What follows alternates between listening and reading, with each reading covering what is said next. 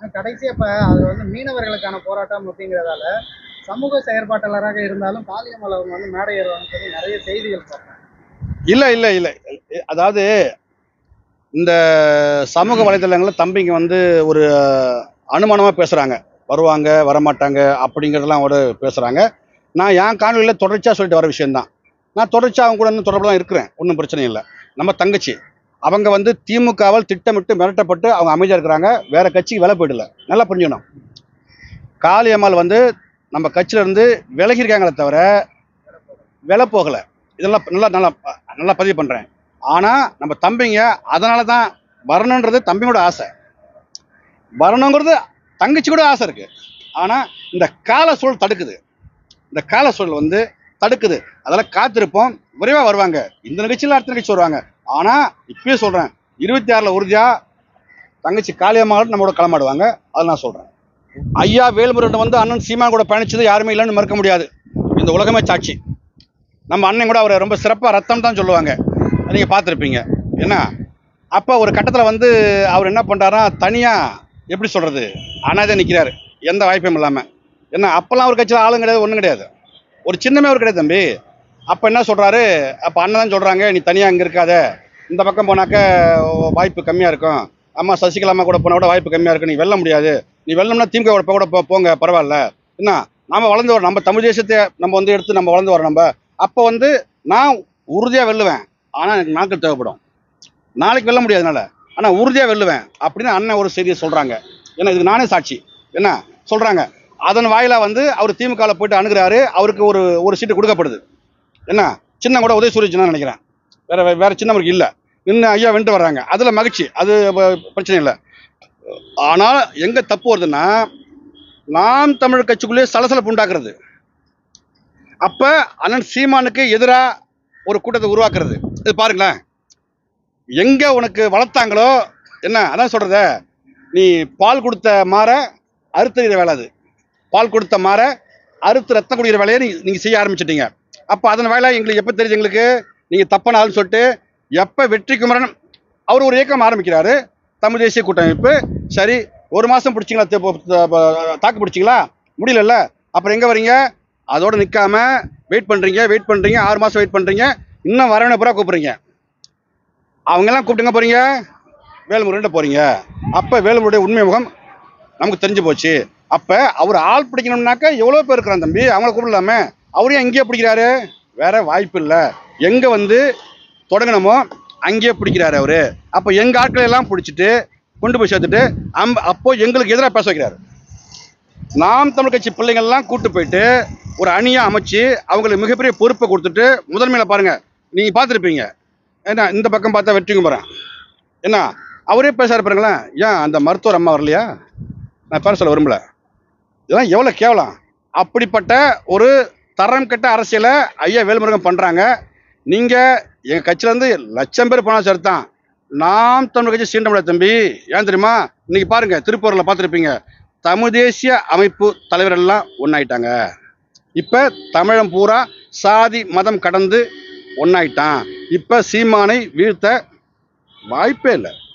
26ல பாருங்க, அண்ணன் ஆடுற ஆட்டம் வேற மாதிரி இருக்கும். இந்த வேல்முருகன் குற்றம் சொல்லி அழையாருங்க, குற்றம் சொல்லி அலைஞ்சிட்டு இருக்காரு. அது அது வாக்கா மாறுமா? நீ உன் கட்சியை பிடிச்சி உன் கொள்கை பிடிச்சி உனக்கு கட்சிக்கு ஆள் வரணும் தம்பி. நீ மற்ற கட்சியில் ஆள் பிடிக்கக்கூடாது. நீ உன் கட்சியை வளர்க்கணும்னா என்ன பண்ணணும்னா, உன் கொள்கையை சொல்லுங்க, உன் தத்துவம் சொல்லுங்க, உன் நிலைப்பாட்டை சொல்லுங்க, இந்த மக்களுக்கு எடுத்து சொல்லுங்க. அதை விட்டுட்டு நீங்க என்ன பண்றீங்க, என் கட்சியில் ஆளு கூப்பிடுறீங்க. அப்ப என்ன, இதுல பிராஞ்சா? தப்புது இது. ஐயா வேலுமுருகன் அவர்களே, இப்போ நீ கதை நான் பார்த்தேன். ஐயா அப்பா வந்து என்னை வந்து என் பேச்சுக்கு மதிப்பு கொடுக்காம அவை குறிப்பிட்டு நீக்க சொல்லிட்டு என்னை அசிங்கப்படுத்திட்டாரு என்ன அப்படின்னு சொல்லிட்டு ஐயா ரொம்ப ரொம்ப வருத்தப்பட்டு பேசினாரு. நான் என்ன சொல்றேன்னா, நீ போன கூட்டணி திமுக தம்பி, அங்க போய் நியாயம் தரவனா பேச பார்க்க கூடாது. அவங்க என்ன சொல்றாங்களோ நீ கேட்டு அப்படியே அமைதியா வரணும். அதுதான் உனக்கு நல்லது. என் பேச்சு அம்மா ஜெயலலிதாவே வந்து அவை நீக்கல, என்ன பாராட்டினாங்க. இப்ப ஐயா அப்பா வந்து என்ன வெளியே போண்டாரு. யோ ஒண்ணுமே இல்லாத புள்ள பூச்சியா எடப்பாடி பழனிசாமி, அந்த ஆள் அடிச்சாரு உங்க முதலமைச்சர் சட்டைக்கு சொந்தால் தானே. அப்படிப்பட்ட பிக்காலி கூட நீ இருக்கிற. நீ வந்து கருத்து சொல்லிட்டு இருக்க எங்கள்கிட்ட வந்து, முடிஞ்சா அண்ணன் திரும்ப மாதிரி அப்படியே முட்டி போட்டு சொல்லுங்க எஜமான்னு சொல்லு. அப்போ உங்களுக்கு ஒரு சீட்டு எக்ஸ்ட்ரா கிடைக்கும். அதை விட்டு இல்லை நான் வெளியே போச்சு நான் மகிழ்ச்சியாக போவேன். இந்த படமெல்லாம் கேட்டு கேட்டு கேட்டு அழுத்து போச்சு தம்பி. வேற புதுசாக சொல்லுங்க. நீங்கள் நடிக்கிறது எல்லாமே நாடகம். இந்த நாடகம் வந்து மக்கள்கிட்ட போய் வாக்கா சேராது, மக்கள்கிட்ட அம்பலப்பட்டு போவீங்க. இப்போ வரைக்கும் கட்சியில இருந்து நிறைய பேர் விலகிட்டே இருக்காங்க. இன்னமும் வந்து பாத்தீங்கன்னா சரியான இருங்க இருங்க, இதே தான் எல்லாம் கேட்குறீங்க. நாம் தமிழ் கட்சி தான் விலகுறாங்களே. விலகிறத காட்டுற சேனல் ஐயா ஊடகவியாளரு நேற்று திமுக வந்துருக்கான 5000 பேர் உள்ள சொல்ல மாட்டேன்றீங்க. திமுக கொள்கையை பிடிக்கலன்னு சொல்லிட்டு ஆயிரக்கணக்கான பிள்ளைங்க வந்து அங்கங்க வந்து அந்தந்த மாவட்ட செயலர் சந்திச்சு சேர்றாங்கல்ல, அதை ஒரு ஊடகம் காட்ட மாட்டேங்கிறீங்க. நாம் தமிழர் கட்சி வளர்ச்சி என்பது அசுர வளர்ச்சி தம்பி. வெளியே போறவன் வந்து ஒரு உதாரணம் சொல்றேன் உங்களுக்கு. என் தம்பி ராஜீவ் காந்தி ஒருத்தர் இருக்கான், தெரியும் உங்களுக்கு என்ன? அவன் வழக்கறிஞர் வந்து அவன் என்ன பண்ணிட்டான், நம்ம கட்சியில் வெளியே போயிட்டான். அண்ணன் தான் பெருசா வளர்த்து ஊடக வெளிச்சம்லாம் காமிச்சாரு. அதுக்கப்புறம் திமுக வெளியே போனான். அவன் ஒரு அங்க போன இடத்துல படம் ஓடல பழுது. அவன் போனது கான்ட்ராக்ட் பெயிண்ட் கான்ட்ராக்ட். அந்த இன்னும் வருமானம் இல்லை பழக. அப்போ அவன் என்ன பண்ணிட்டான், நாம் தமிழ் கட்சியிலிருந்து 3000 பேர் வந்து திமுக இணையார் பார்த்துருப்பீங்க. ஒரு மாதம் முன்ன எத்தனை பேர் நினைக்கிறீங்க? நான் சொல்லட்டுமா? வெறும் 32 பேர். மற்றவங்க யாரு? எல்லாம் திமுககாரன் பொம்பளைங்களாம் எல்லாம் வயசான கிளவியெல்லாம் கூட்டு வச்சுட்டு அவன் ஒரு காமெடி பண்ணிட்டுறான். அது போல தான் நாம் தமிழ் கட்சியுடைய அண்ணன் செந்தமிழன் சீமானுடைய கொள்கையை ஏற்று நிற்கிற பிள்ளைங்க ஒருபோதும் வெளியே போக மாட்டான். அப்படியே சில விடயங்கள்ல அவன் சூழ்நிலை கருதி வெளியே போனா கூட இப்ப ஐயா அருள்ராம் மாதிரி ஐயா அதிகம் மாதிரி உள்ள வந்துருவாங்க. ஒரு கட்டம் பிரேக்குங்க, நான் வெளியே போறேன், அப்புறம் தமிழ் சிந்தனை வந்துடுது எனக்கு என்ன. அப்ப திரும்ப என்ன பண்ணும், இந்த ஆட்சி அதிகாரத்தை வந்து நான் பிடிக்கணும். அப்ப எப்படி பிடிக்க முடியும்? ஆனால் சீமான் தலைமையில் கூட்டணி தான் நான் நிற்கணும். அதுதான் தமிழ் தேசத்தை ஏற்று சீமான் கூட நிற்கிறது தான் தர்மம். அப்ப அறம் வழியில் சொல்றாங்க எங்க போவான், சீமான் கூட தான் வருவான். அதில் வந்து நாம் தமிழ் கட்சி வெளியே போய் பேசவே பேசாதீங்க. 3 பேர் போனால் 3000 பேர் காட்டுவான். அம்புட்டும் போலி செய்தி, அது நீ ஒத்துக்க வேண்டிய அவசியமே கிடையாது. அம்புட்டும் போலி செய்தி தான். என்ன நீ தேடி பாருங்களேன், 2 பேர் போயிருப்பான். சரி வெளியே போறான், ஏன் பிரஸ் மீட் கொடுக்குறான்? அவனை வளர்த்துக்கணும். போறான்ல, அங்க போனா என்ன கொடுப்பான்? சின்ன கவர். அப்ப அண்ணன் சீமான் திட்டு போனாக்க கொஞ்சம் கவர் பெருசா இருக்கும். அன்னைக்கு அவன் ஒரு நாள் செய் தம்பி, இந்த கட்சியை விட்டு வெளியே போறான்னு சொன்னா அவன் ஒரு நாள் செய்தான் என்ன. ஆனா இந்த மண்ணின் விடுதலை பெற முடியுமா? வாய்ப்பு இல்லை. இந்த உண்மையாக தமிழ்நாட்டில் மண்ணின் விடுதலை பெறணும்னு சொன்னா அண்ணன் செந்தமிழன் சீமான் கரத்தை வலுப்படுத்தினா மட்டும்தான் இங்க வெற்றி. என்ன வேற வாய்ப்பு இல்லை ராஜா. சவுக்கு சங்கர் கிட்ட சமீபத்துல கல்யாண சுந்தரம் அவர் நேர்காணல் கொடுத்திருக்காரு.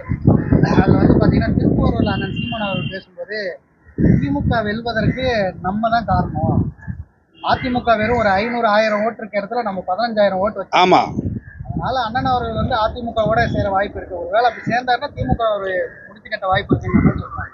இல்லை இது தலைமை சொல்ல வேண்டிய பதில். இது நான் சொல்லக்கூடாது. இருந்தாலும் என்னுடைய எப்படி சொல்றது, அனுமானப்படி சொல்றேன். தேசிய கட்சியோடும் திராவிட கட்சியோடும் எந்த காலத்திலும் கூட்டி இல்லைன்றது வந்து அண்ணனுடைய கொள்கை. அதுல இருந்து அண்ணன் ஒருபோதும் போயிட மாட்டார். அப்படி நீங்க சொல்ற மாதிரி எடப்பாடி பழனிசாமி கூட அதிமுக கூட இல்லை, பாயிண்ட கவனிக்கணும். எடப்பாடி பழனிசாமி கூட அண்ணன் கூட்டணி வைக்கணும்னா அதிமுக இருந்து எடப்பாடி பழனிசாமி தனியாக வரணும், அப்போதான் வைக்க முடியும். இப்போ நம்ம அண்ணன் தெளிவாக சொல்லிருக்காங்க, அந்த வரைவிலே போட்டிருக்கு, தேசிய கட்சியோடும் திராவிட கட்சியோடும் ஒருபோதும் நாம் கட்சி கூட்டணி இல்லை. அதுக்கப்புறம் நம்ம எப்படி சொல்ல முடியாத இல்லைன்னு அண்ணன் சொல்லிட்டாங்கல்ல. நீ பேசு, ஊடகத்துக்கு செய்தி தேவை, பேசுறாங்க. அது பலரும் எதிர்பார்க்க திமுகங்கிற ஒரு தீய சக்தியை முடிக்கணும் போது கிஷோர் கே சாமி அவர்கள் வந்து அவர் எங்க அண்ணன் நான் பார்த்தேன் அந்த காணொலி முழுசா பார்த்தேன் நான்.